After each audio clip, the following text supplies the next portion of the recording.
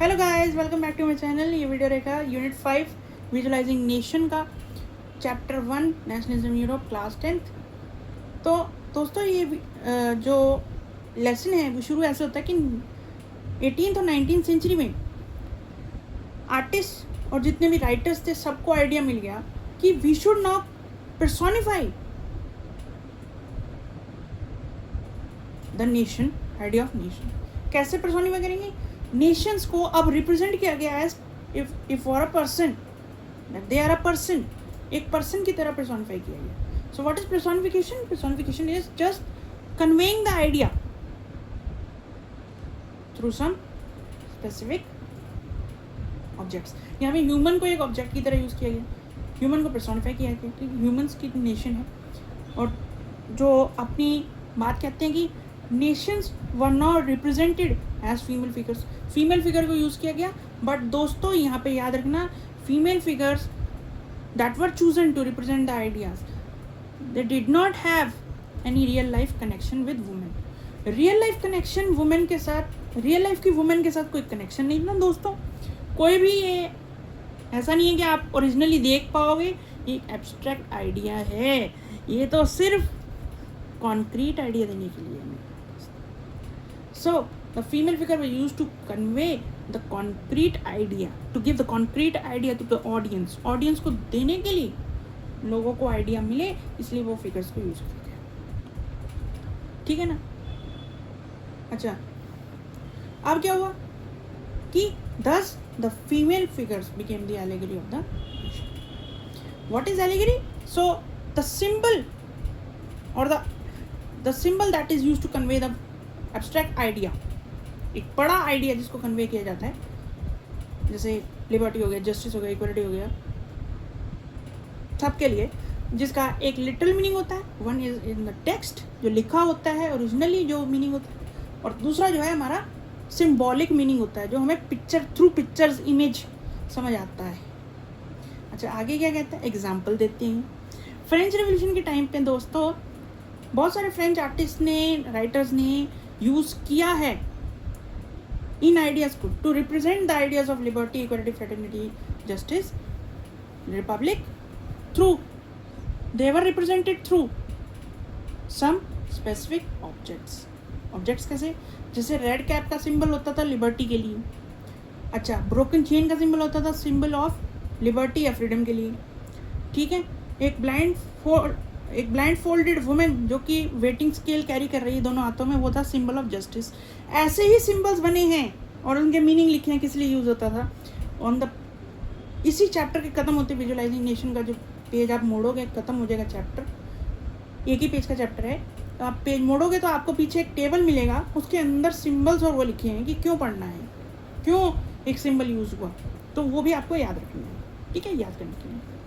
अच्छा, उसके बाद कहता है कि भाई अब मैंने आपको सब बता दिया, ये बता दिया कि कैसे पोर्ट्रे किया गया, उसके बाद बता देता हूँ इसके यूजेस को।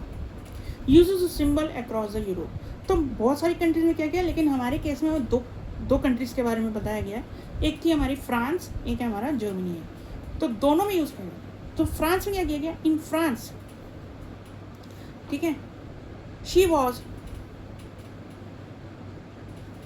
Cherish through the Christine marine.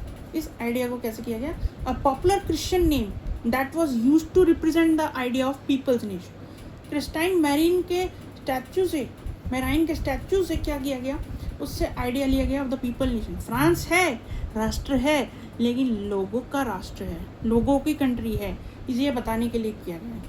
Next क्या किया गया, उनके विजुअल रिप्रेजेंटेशन में वो एक क्या करती हैं, सबसे पहले एक उन्होंने ट्राई कलर वो पकड़ा हुआ है, और उसके बाद कॉकेड उनके सिर पे है, और तीसरा क्या है, एक उनके पास रेड कैप है।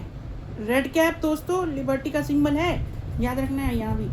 तो ये तीन चीज़ें उनके पास हैं। उसके बाद क्या कहते हैं कि ये जो आया, तो इनके बाद लिखा गया है, इसके बाद लिखा गया है कि जो मेराइन का स्टैचू था were erected in the public squares.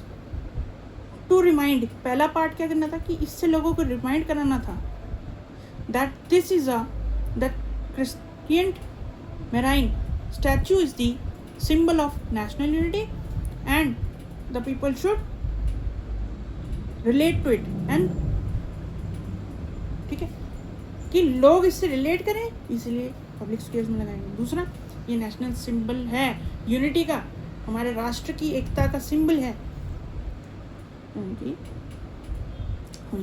और लास्ट में इनकी जो इमेजेस थी, मेराइन की इमेजेस थी, वह printed on coins, marked on coins, coins पे किया गया, स्टैम्प्स, ठीक है, एंड डिफरेंट गवर्नमेंटल वर्क्स में भी यूज़ की गई, ठीक है। तो ये है। जर्मनी में क्या हुआ दोस्तों, जर्मनी में the Germania statue of Germania becomes a symbol of to represent the German nation. Representation of the German nation was done through this Germania statue. Actually में क्या है, विजुअल रिप्रेजेंटेशन में ये ओक लीव्स का crown पहनते हैं। Okay जो होता है ना tree, it stand for heroism, courage ना, हीरोइज्म मतलब बहादुरी, करेज है ना, साहस के लिए खड़ा होता है, यूनिटी के लिए खड़ा होता है दोस्तों, कि हमारा नेशन बना कैसे है, ठीक है। लेकिन मेन जो ओक लीव्स का जो ओक का काम होता है, इट स्टैंड्स फॉर हीरोइज्म। तो दोस्तों इस चैप्टर में इतना ही, आगे भी वीडियोस आती रहेंगी, और तब तक के लिए don't forget to like, share and subscribe, और तब तक के लिए मेरी तरफ से दोस्तों गुड बाय।